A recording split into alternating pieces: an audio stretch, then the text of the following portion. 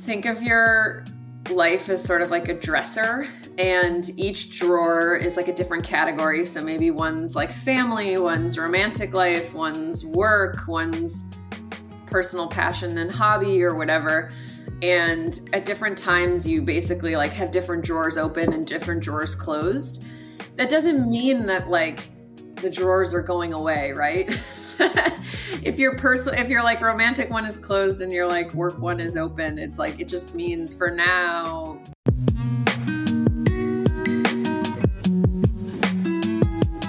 Welcome to the Mindful Gym podcast, where we help you to not lose sight of what's really important whilst chasing your dreams. Today's guest is Ashley Simon.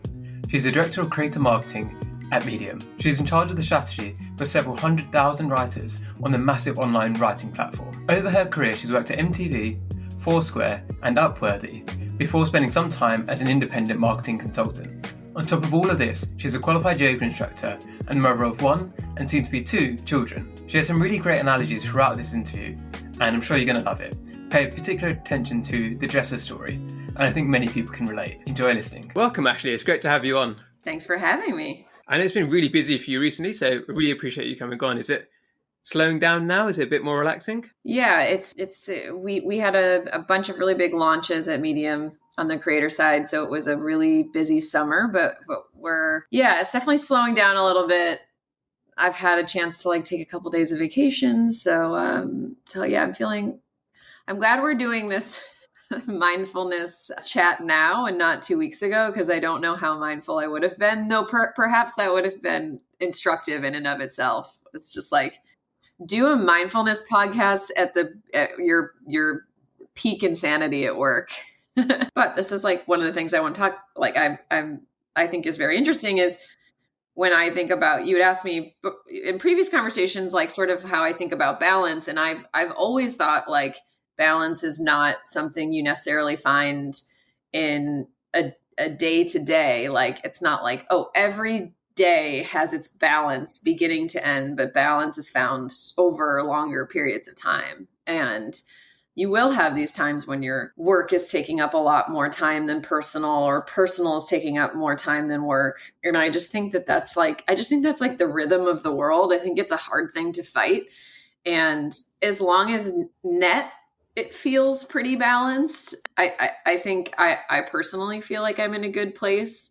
Yeah, I think of balance in sort of a longer term way than I think like a day-to-day experience. Yeah, I think one analogy related that I like is where people say life is a marathon, where you kind of run at the same pace the entire time.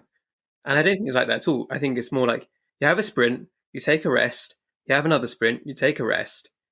And that kind of makes my life a bit more interesting, right? Because you wouldn't want to live life at the same pace the entire time.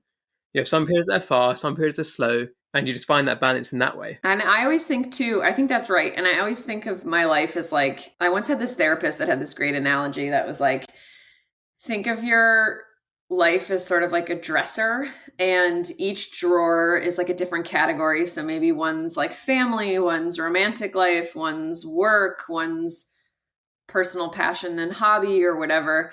And at different times you basically like have different drawers open and different drawers closed. That doesn't mean that like the drawers are going away, right? If your like romantic one is closed and your like work one is open, it's like, it just means for now, in this period, you're putting a lot more energy into work than you are into your romantic life. And at another time you can choose to change that ratio, hopefully. But you know, most of us, or many of us, are lucky enough to have some degree of choice over when we're pushing into different areas of our life and when we're kind of taking a step back and being okay with it. And so I try to think of it that way, because I used to freak out a lot. Like if I wasn't doing everything to max capacity, I was like, I was very like fearful that I was like missing opportunities, essentially. And you know, with back when I was like dating and stuff, it was like, oh, I have to be like working really hard and dating and staying healthy and working out all the time and being a good sister and daughter and friend. And it was just like such an impossible standard to hold myself to. And so the drawer analogy was helpful to me. Maybe it'll be helpful to somebody else, which is just, sometimes you're like, I'm closing this drawer for now. I will come back to it. Not going anywhere. I will come back to it. And it must be way easier now that you're not dating and you've got a toddler instead, because obviously that's great for balance. Oh, it's very easy to be a working mother. Yeah, so simple. My life feels so much more simplified. Yeah. Working for Medium, obviously you see so much advice all the time. And it's the same thing with me, right? With the editorship. Is there any advice that you see quite often that you really disagree with? And what do you suggest instead? It's such a good question. I really like this question. So there's a lot of advice I disagree with. One of the pieces, I don't know how much I see this on Medium. I see it sometimes, but I heard this advice a lot and early in my career, and I really disagree with it, which is this sort of attitude of just do you, just look out for yourself, and said in a sort of like casual and glib way. And I think the underlying I think that there's some truth when it comes to work that you do have to take care of yourself and your own interests. And you should be doing that. But I think the idea of like always putting yourself first and thinking of yourself as independent from the team that you work on or the people that you work with is unhealthy. I think approaching life as and especially approaching work in a way where you think of yourself as just this individual node, not connected to all these other pieces, is not only like damaging from a relationship building standpoint, but I think it's damaging for the work product. I personally think there's just a lot of value in thinking of yourself as part of a team, treating other people with respect, getting to know their strengths, stepping in to help them out when you need to, and like thinking of yourself as part of a collective. I also think if you can like transition to that mindset, it can take pressure off of you to do everything yourself and to be perfect, because there are, the upside of, I freelanced for a long time and now I'm back in, sort of more traditional work environment. The real upside of it is you have all these people with all this experience and expertise that you can call upon to help you when you don't have the answers or when you are overwhelmed with other things. And I think it's a real mistake to not take advantage of that and to not recognize that there's a lot of richness in the people around you. And so that's like one piece of advice. I would say like, always take care of yourself and look out for your own interests, of course. But like when you're at work, particularly if you're in a team environment, focus on the relationships, focus on the people, think of yourself, like go in every day thinking of your work as a team effort. And I promise it, people feel that in their interactions with you because they feel like you're listening and you're there to help everybody do well. You will feel better because you won't feel so alone and like the weight of the world is on your shoulders, because it's not. Yeah, and I think raised to that point is where this whole idea that everybody's kind of seeking their own achievements and their own goals. But if you look back at different societies, so say like Okinawa in Japan or in Italy and places where the kind of the family and the friends units are really strong, people are way happier. They might not have as much individually, but because they get to share their lives with people, and it's the same thing at work. And they live longer. They live longer, exactly. The other piece of advice that I don't know if this is advice, but this is like one of those things that is said a lot in the tech community that I've never loved, which is like move fast and break things. I don't like mine. I think you should absolutely like move and ship pretty quickly when you're at a startup. So that doesn't bother me as like an operational way to work. What bothers me is the like philosophy that's come out of that, which is like the only valuable work is new work. You should be innovating at all costs. As we've seen, that's not worked out like super well for society. There have obviously like been some pretty severe drawbacks of just moving forward blindly with the best and next innovation, the breaking things piece. Like sometimes you really shouldn't break something. like sometimes it's key to the social fabric of society and it probably shouldn't be broken. So there's a lack of like thoughtfulness in that statement, or that I would say like in that philosophy, that I find really worrisome and not healthy. I do see that a lot on Medium. I do see that like sort of it's almost like a very aggressive tech neo-capitalist move really fast. And like, if someone's in your way, bowl them over. And a lot of people, frankly, a lot of like heroes, at least in the United States, like people who have been lionized, have that kind of worldview. And it may work for some in some circumstances, but I don't think it should be like the universal worldview that we all embrace. I think there's just like far too many downsides. And I don't think it's at all thoughtful enough. And I don't always think it's the smart approach. Sometimes I like to think of work in two buckets, and I'll think, do we need to nurture existing things about Medium, like existing products, existing processes, existing writers and readers? Like, is the work in nurturing what we have and making it better, even if that's incrementally over time? Is that where the work and concentration should be right now? Or should we be in a more exploration, pushing envelope phase where we are launching new things and maybe breaking some stuff, but there's a good reason for it? And I think that's a conversation you should have at the very beginning of any strategy, is what's the right thing to do, and strategically what's the right thing to do, but also like what's the right thing for your company to do in the world at that moment. And it doesn't always have to be like one or the other.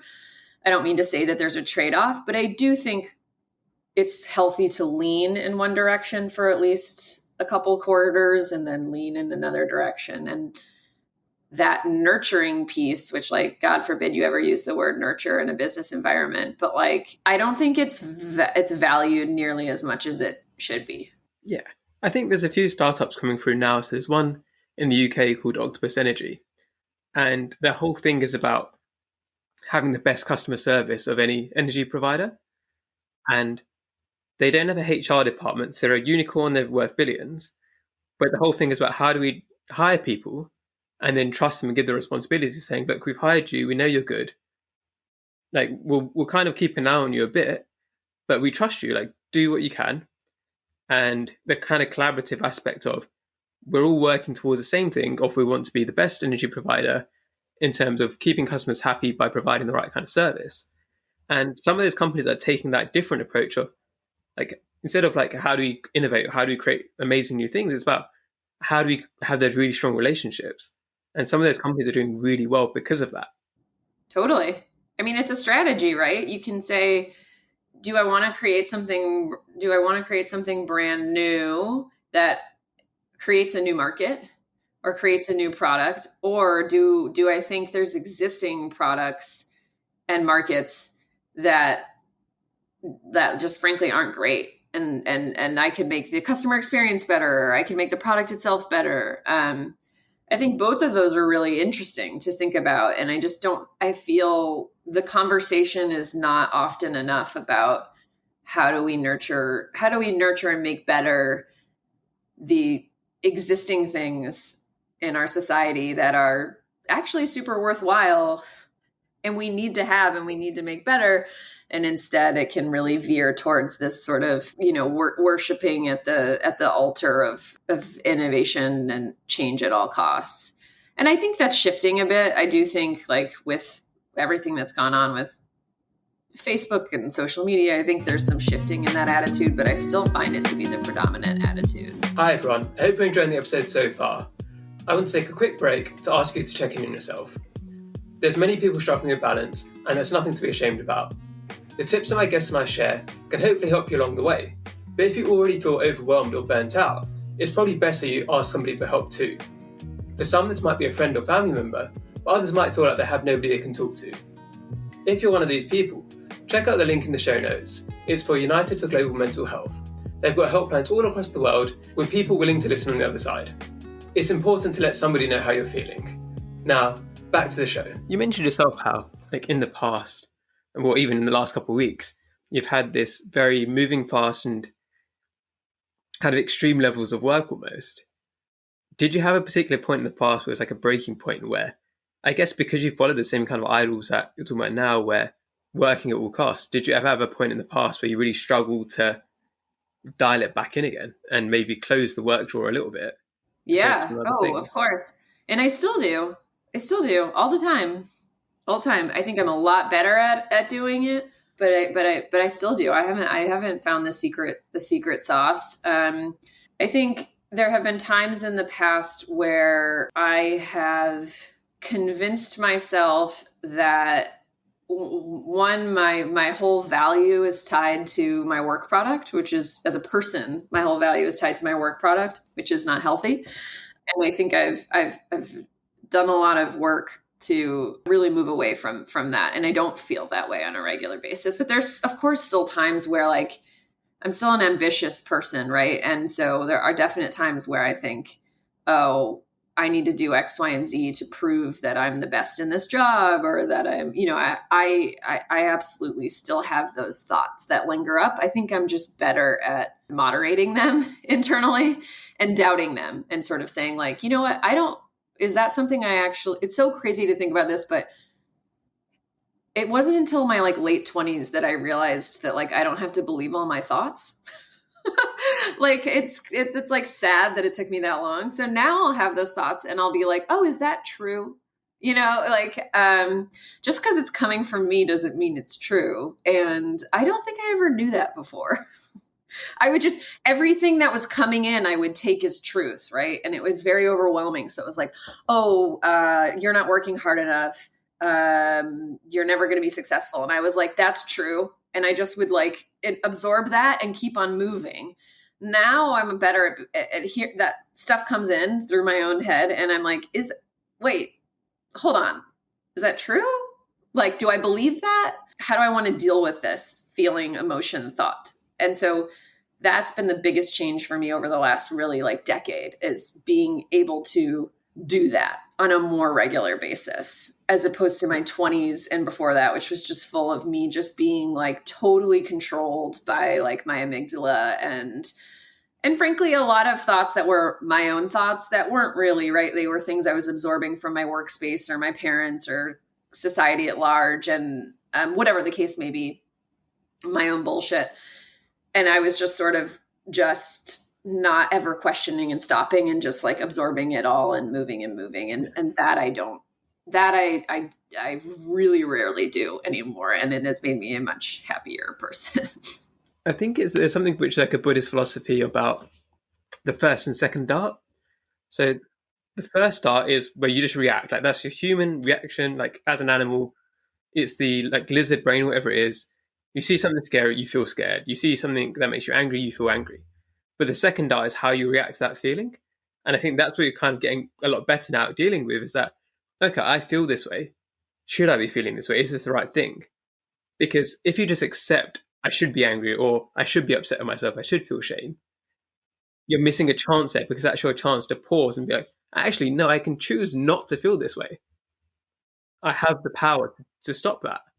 Right. Or it's okay to feel this way too. Sometimes it's like, oh, I feel really overwhelmed.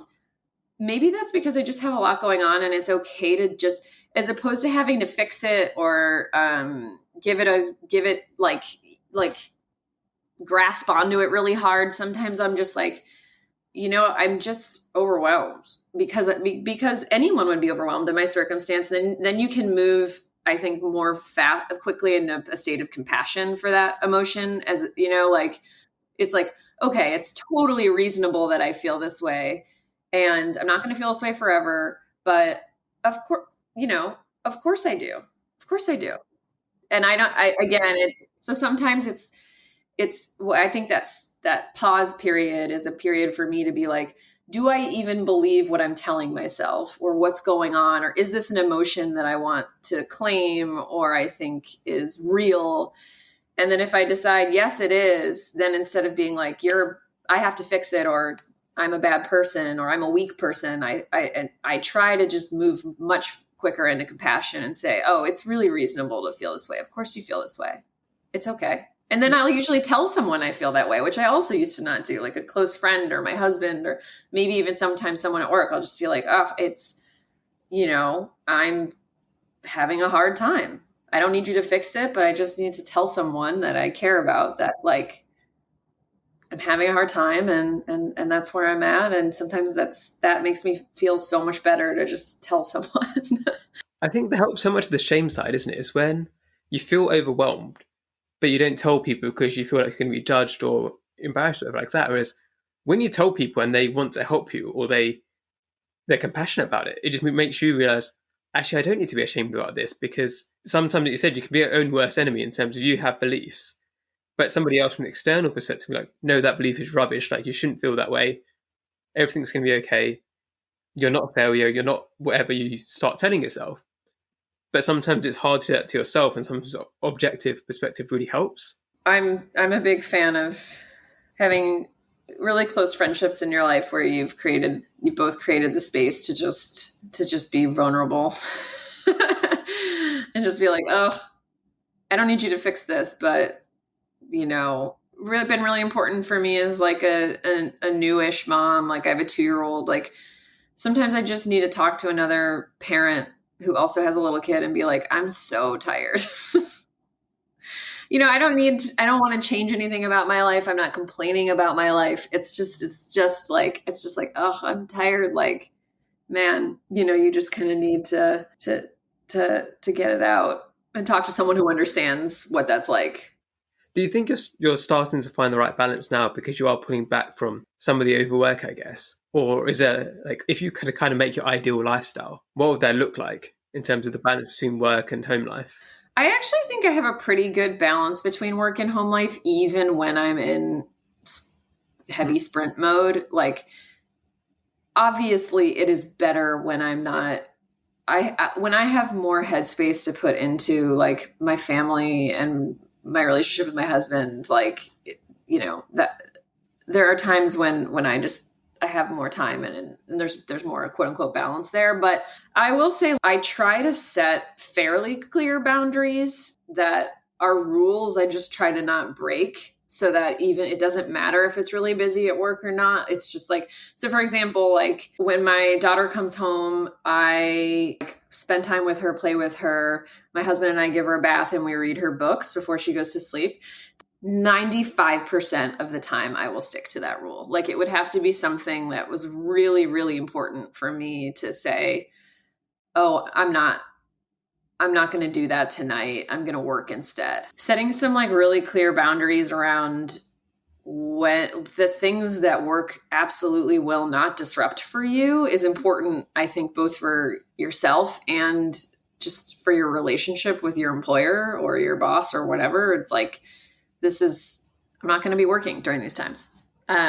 So I'm like, even this last like 3 or 4 months where I've been crazy busy, like I always still do like bath time and read to and do all of those things. They're super important to me, and you never get that time back. What's one mindset shift that you think the people listening right now could make in their lives that'd make a positive difference for them? What is one thing I could let go of right now? What is like one thing I'm gripping onto really hard, psychologically, emotionally, whatever, that I could just like let go of and give a little space to? I've always found for myself, there's at least one thing that you know what, like it doesn't have to be solved right now.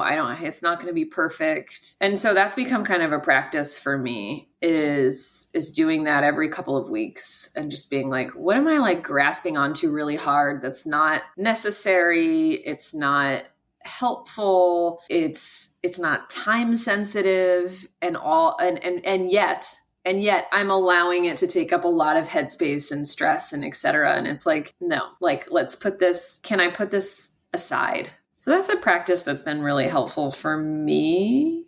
I don't know if hopefully it'll be helpful for other people too. One of the things I have now is because I have all these different threads of my business or whatever it is I do. I'm still not exactly sure what I call myself. Still working on that. And within one day, I'll have like 10 different tasks in 10 different areas to do. And sometimes I'm just choosing, like, maybe I don't have to write an article today. That's just a self-imposed deadline I put myself. Like you said, like questioning some of those beliefs that you have about it. It was like, I need to do this. Like, do I actually, or I just randomly pick today is the day I need to do it? Totally. Or like, do I need to do this right now? What could I was talking to a friend the other day who is taking time off. I'm relaxing, but it's hard to relax because I'm kind of I want to do a lot of thinking about what I'm going to do next, and I have networking conversations and da da da da. And I just said to her, like, financially, do you need a new job in the next like 2 to 3 months? And she was like, no, actually, I don't really need to get started again for another 6 or 7 months. And I was just like, what if for the next 2 months you just focused on like one thing? That could be relaxing, that could be pursuing a hobby, but you just like took all the work stuff and you said, I'm going to let go of it for now. I will revisit it in 3 months or whatever the case may be, but I'm not going to think about it. I'm not going to stress out about it. It's not that I'm never going to deal with it. It's just, I don't need to right now. Like, why do that right now? And I think we have this, sometimes because we focus on so many things at once, we can really take the joy out of everything by trying to do all of the things. One thing I did, though, when I left my job, so it's been about 2 months now, the first week off, I had a trip planned to Lisbon. And beforehand, I was thinking, okay, I'm going to use that week to think about the long term and like sit on the beach and think about things. And then I didn't think about work at all the business, or I just completed the week off. And that was so much better for me because you don't need to use your relaxing time productively, which is what I was telling myself I was going to do. It's like, oh yeah, I'm going to sit on the beach. I'm going to think about like... Or a different way to think about it, relaxing is productive. Yeah, exactly. And you need relaxing. I needed that week off to just recover, to not even get myself in the right frame of mind, to just feel refreshed so that when I came back, I could get myself into the right frame of mind. That pause is sometimes so important. But people think, well, I guess for me, there was a kind of anxiety around leaving a job after 7 years and not having, like, needing to kind of prove myself straight away. When it really doesn't matter. And it's what I'm realizing now is that I'm spending so much more time socially and meeting my friends and making new friends. And that's way more enjoyable for me than if I was to try and push myself really hard to make as much profit as I possibly could. Because sure, those numbers might look good, but what does it matter? Like, I don't need to, just for my own ego, for my own insecurity, I don't need to work that hard.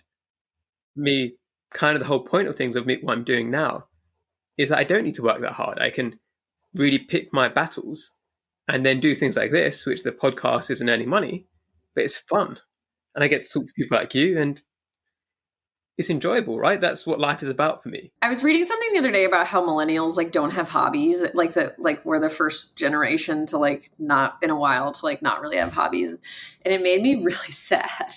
And one of the things that this article said was like, part of the reason we don't have like quote unquote hobbies is that every hobby we have, we turn into a side hustle. We would never describe something as a hobby and it's not a hobby because we're actually trying to monetize it or leverage it towards our careers.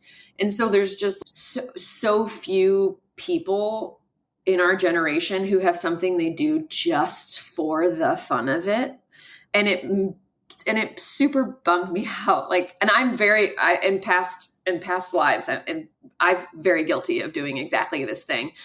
But for example, like one thing I really like is photography. And it was interesting when I was in a period where I was just shooting a lot more. I had more time and I was posting more, and I had the number one reaction from people in my social circle was, oh, are you going to start charging for this and doing this professionally? Like, what's your plan with photography? And I was like, there is no plan.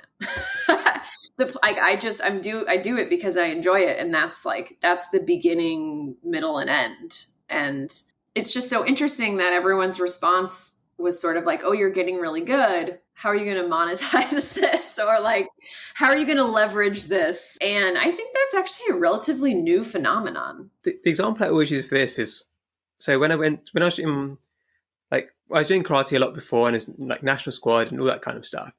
And I went out to Japan to train there with like the birthplace of karate, where I was training with the people, literally the best people in the world. I've been training for 50 years, 60 years, with their entire lives. They charged me £20 for a month of classes because for them, all that money was to pay for like the upkeep of the dojo. They didn't want any money for themselves. This was a hobby for them. Even though they're the best in the world, they could charge people £100 or $100 per hour for classes. They could do all this private stuff. They didn't want to because they said as soon as we start charging for it, we poison it for ourselves. We stop doing it for the sheer love of what we're Changes the doing. whole thing. Then it's a Yeah. business, and then it's, do you Yeah. need employees, and how much profit are you? It changes the whole dynamic of it. Yeah. It was like they'd be doing normal day jobs. So one was a postman, one was a policeman. Right, And in the evening, they'd come and train and teach people because that was what they loved to do. It wasn't because, oh, we need to do this so we can quit our jobs or so we can escape the 9 to 5. That was just their life and they loved it. That's really awesome. That's great. And I do a lot of yoga, and you find a lot of people like that in the yoga community too. It's like they're amazingly skilled, and sometimes they teach or whatever, but like it's just, they just do it because they love it, and it doesn't need to be a business, right? Along those lines then, so what's one small thing recently that's brought you joy? This is like a cheesy mom answer, but I don't really care. I have a 2-year-old, and she truly does like bring me joy on a daily basis, like largely through just the random stuff she says, because she doesn't make any sense. She's been saying a lot, like her opinions on whether or not she thinks something is nice or not nice. So the other day I got her out of her crib and she goes, "Oh, mommy, nice face." And I was like, thank you. Thank you. Thank you for the compliment. She's really, and then last week we went to my parents' house in Michigan, which she hasn't been to since she was a baby. And she walked in the house and she said, "Oh, nice house. Very nice house." The stamp of approval. It's like just thumbs up at the same time. It's just like so silly coming from such a tiny person. And it just gives me the giggles every time.